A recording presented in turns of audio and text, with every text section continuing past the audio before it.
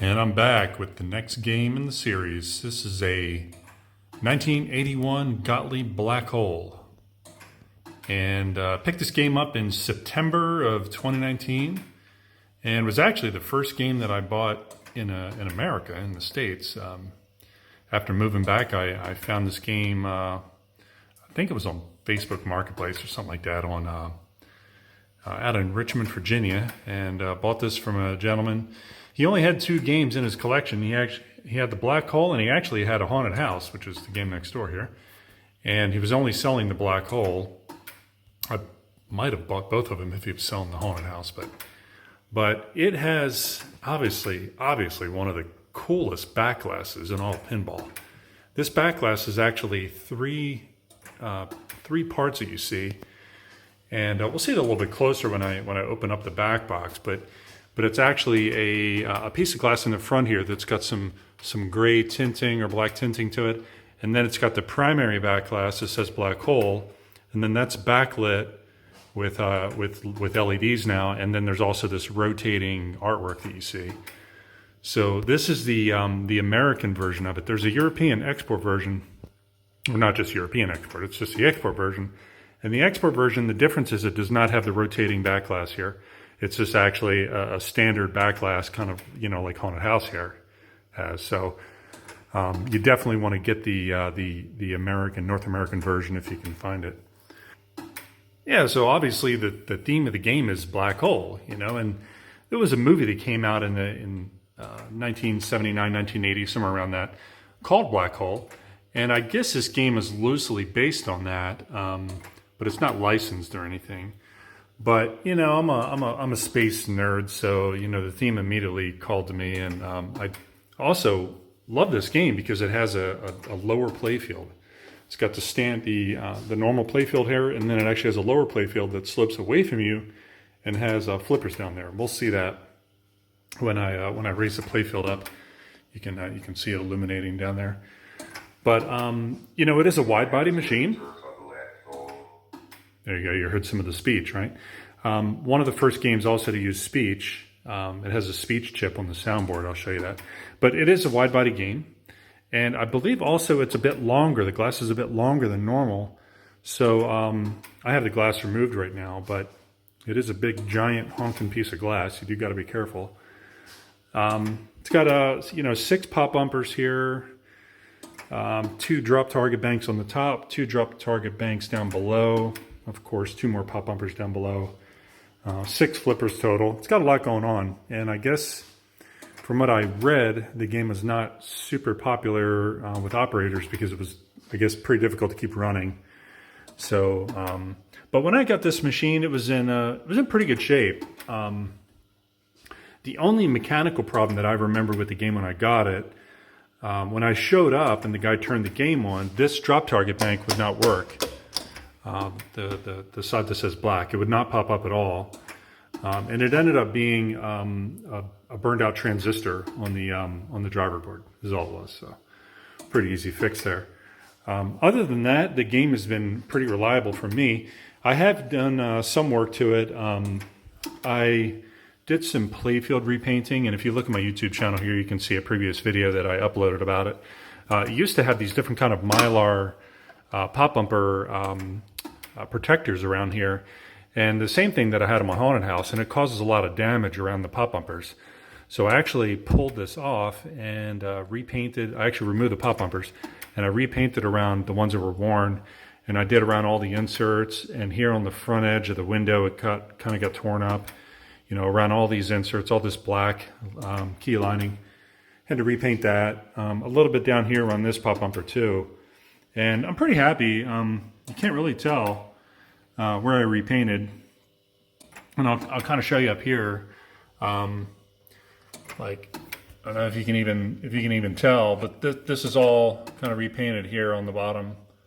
So it came out pretty good. I mean, it's a dark color, so it wasn't too hard to match. Gottlieb displays here are all in pretty good shape. They run on a lower voltage, so they normally last a long time, and people say that they don't have too many problems with these. On the main score display, you can see that my player number 4 is getting a bit dim. And there's a way that you can actually rejuvenate these. I think it's 12 volts on the outer pins on the display. There's a explanation online on how to do it. I haven't done that yet. Maybe I will eventually, because this one is starting to get quite a bit dim here. I did some touch-up painting around the case here. Let me go ahead and I'll put the camera up on the tripod, and then I'll raise the playfield here, and you can see how that works, because this is a pretty heavy playfield and it's pretty awkward. And the problem with my house here in Germany now is that the ceiling is really low. This is only like 2.1 meters. So when this playfield raises up, I don't think that I can raise it all the way up. So I'll have to see how that goes, but I'll be right back. Go ahead and raise this playfield here. And so what I have for Haunted House and Black Hole is I have this curtain rod, shower curtain rod. I don't know what it is, but it's adjustable and it works good down here. Long.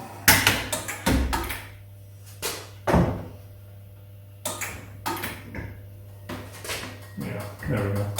That's about it. So you can see what I was talking about here. These ultraviolet lights that I've put in here. And originally this game used some, I think they were 24 or 28 volt bulbs, but basically these and these strips are all wired together now on the standard 6 volt AC line that the GI uses. So it totally got rid of that 24 volt deal, because once one of those bulbs goes bad, you have a hard time, finding them, and I wanted to use LEDs anyway. So, but yeah, you can see here, here's your 3 flippers here, and then you get your other flipper. Where is it? Yeah, right here. And then your 2 drop target banks down here. So pretty standard. Again, I don't know if I said it before about the Gottliebs on RoboWar, but the mechanisms in the Gottliebs are really well designed. And I think the games in general, that the Gottliebs initially didn't call to me because I didn't like some of the themes, but once I got my first Gottlieb, and once I got this one too, because this game is super clean. I don't know if you can see that, but from my eyes, this game is really clean. Like, there's no corrosion. The bottom of the playfield has no, there's no dirt, and sometimes maybe these games would sit with the playfield glass off, and the playfield's like, standing up in the air while they worked on it for a while, left it in some warehouse or something. But this game, it looks like it was taken care of really well. And here's your lower playfield, and this lower playfield also raises up. It comes out. It's going to be kind of tricky for me to do this, but I will show you. You pull this out a little bit, and then you can raise this playfield up, and then you can see under. So here's your standard transformers and the caps down there, and the bridge rectifiers, and that's a ground bus bar there, right? And there's your fuse panel on the side, and the volume, and the what else you got? You got the main fuse there, and the knocker's normally there, but I think the knocker's been removed from this game. So yeah, that's this game. You got your speakers. There's 2 speakers in the cabinet in the bottom, and you can see how clean this is, right? This bottom of this machine is really clean. But this, this lower playfield just sits in here, and you gotta slide it in like that, so that it's back far enough. And you do that so that this, when the ball comes down from the upper playfield, it comes down this spiral, and it has to land right here. And that was another thing I had to do this machine, was I touched up a little bit of paint here, and then I installed a little circular mylar on top of it, just so that when the ball falls down there, it doesn't tear that paint up anymore. And and cleaned and waxed. So yeah, this all looks pretty good down here. I did have a couple issues with this tube here. Sometimes this coil down here is not powerful enough to fire the ball up. So some people actually will upgrade that coil to a different, a hotter coil to get it to fire up fully. But I've never had those problems. The only problem I had was this tube would slide down on me sometimes, and it would prevent the ball from actually being able to go far enough in there. So yeah, other than that, You know, here's your there's the coin door here. You know, it's still set up for American. You know, 25 cents. And you know, there's a little trivia. Does anybody know what that means? 1 SBA. Susan B. Anthony. So the center coin slot on this was for a Susan B. Anthony dollar coin. It's a coin that is used in the U.S. And the coin backs themselves have been unfortunately removed. But yeah, the coin door, really good shape, nice and clean. And again, here's the, you know, the lower playfield here. So yeah, that's basically it. This lower playfield can be completely removed.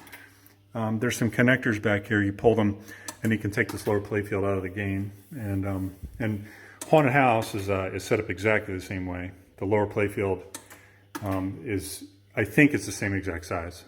It's set up a little bit different. The geometry is, but pretty sure it's the same. So, okay, well, I'm going to get this playfield down, and then we'll open up the back box, and I'll show you the boards. All right, so we'll squeeze in here, and we'll get this back box opened up. And the back box on Black Hole is open with a little key here on the side, and you rotate this thing like that, and get a little bit more. There we go. And the whole back box will open up. Now, of course, this is just the, you know, the front piece. So here's your back glass with the Black Hole artwork stenciled on it, right? And this actually is removable. This actually can slide out this way. Because you see you have all these LEDs and this infinity mirror type effect, you know, with the LEDs flashing is it's really slick. But this glass can actually slide out, and then you've got your backboard here with your LEDs installed. And here's the color scheme that I went for. Considered maybe making some of this white in here. It is a little bit blue, a little bit overkill with the blue. And then you can see the artwork here. This motor here has been replaced. It's a problematic motor that came from Gottlieb. It ends up failing pretty quickly, and the guy that I bought the machine from had already replaced the motor. So I'm getting to raise open the back box up here. You have to lift with 2 hands. So I'm gonna put the camera down for a second while I do this.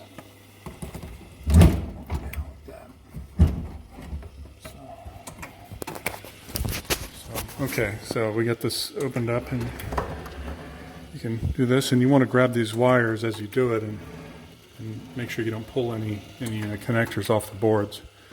But here's your Gottlieb System 80 setup. Here's your MPU up here with the game ROM, and it's the power supply, which has been rebuilt. This is the driver board, and one of these transistors has been replaced. I think it's actually one of the transistors under the playfield. It's one of these 3055s, kind of like this.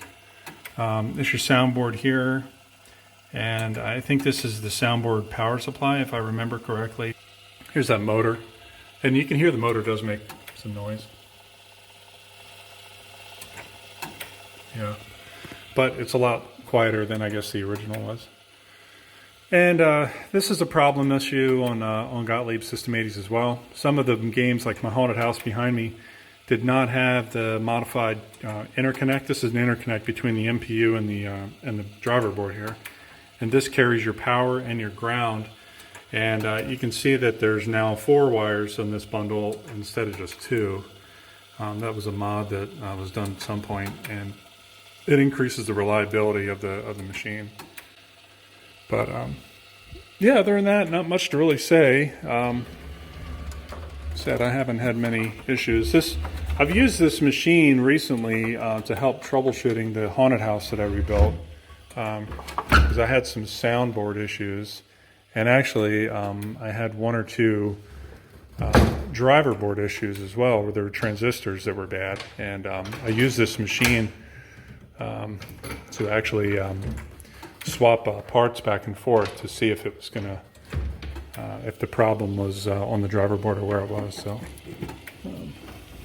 kind of difficult to get this closed here. Okay, I'll get that locked, and then I'll set up the camera and we can play some Black Hole.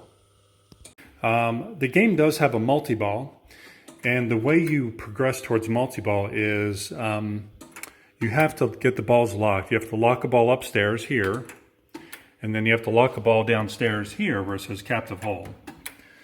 You can't lock the ball up here until you've knocked all 4 of these targets, right? And then the lights will go out, or maybe they come on, I can't remember.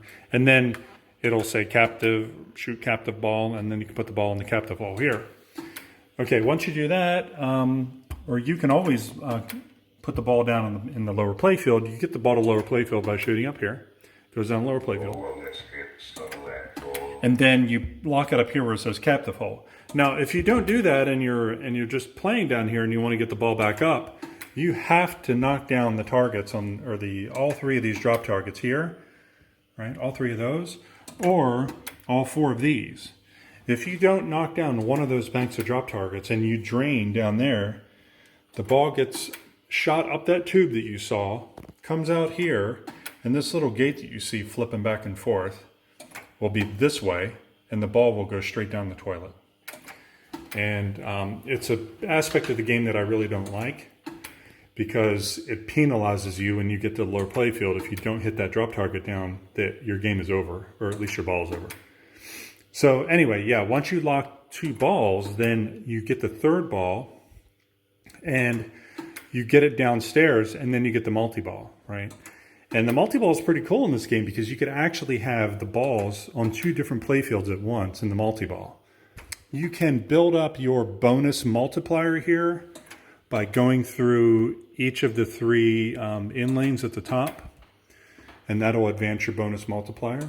The other way to advance your bonus multiplier is down here in the lower playfield by shooting this loop. There's a loop that goes like this, okay? And if you shoot that loop from this flipper over here, it's kind of tricky. You got to hit it right on the end of that flipper and get it around that loop. You'll increase the bonus multiplier. And the way to score points on this game is in the lower playfield. You can get that bonus multiplier up to 5x, and you can really start racking away some points downstairs. Even though it's a big wide playfield, the game plays really fast. It's got some high energy, I think these are 28 volt, 28 volt slingshots here and here. And these things are really fast. Yeah, that's basically the game. So let me get the camera set up, and then we will try to film this. All right, let's play some Black Hole.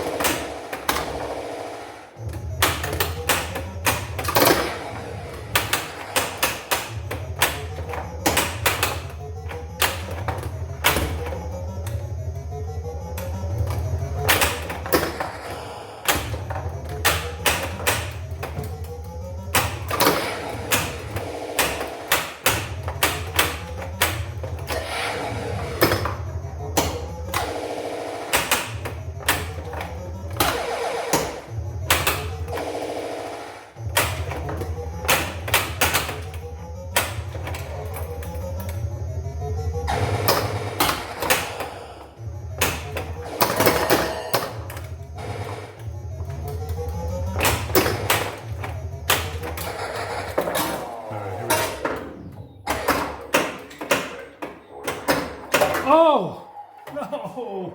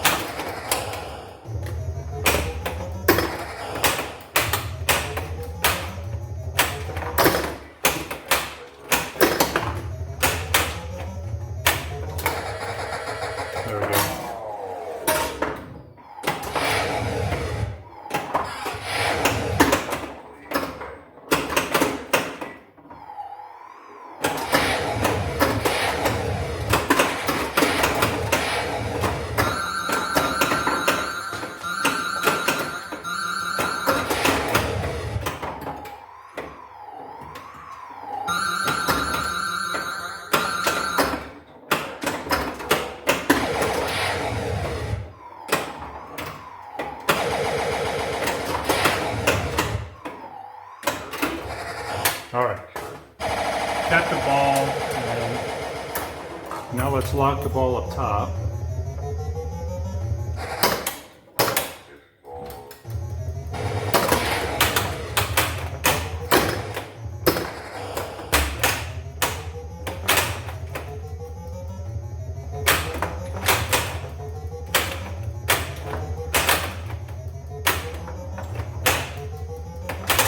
No!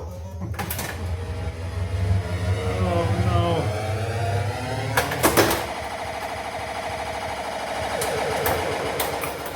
Alright, well, let's see if we can get a multi-ball at least.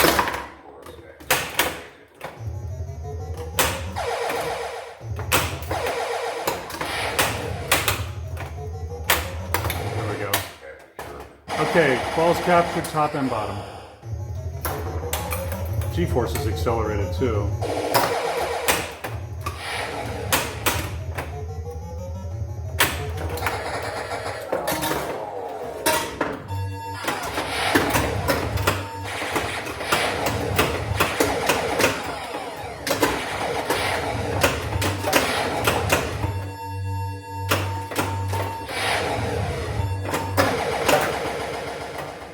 Okay, the ball's going to come up here.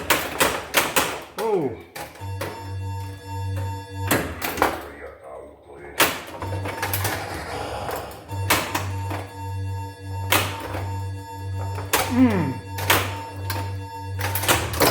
Well, that sucked.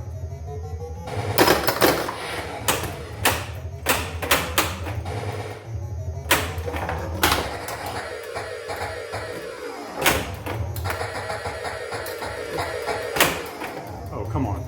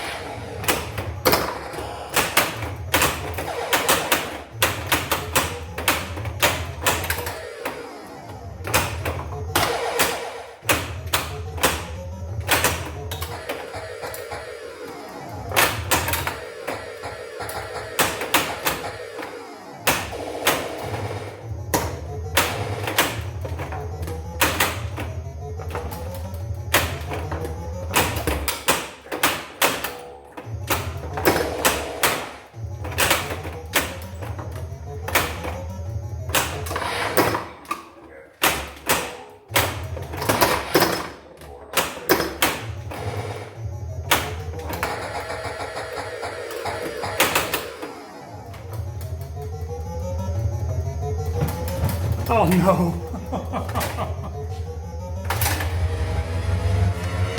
Look at the score. 645. One of my highest scores ever. For a year and a half playing this game, that's one of my highest scores ever. So that's pretty good.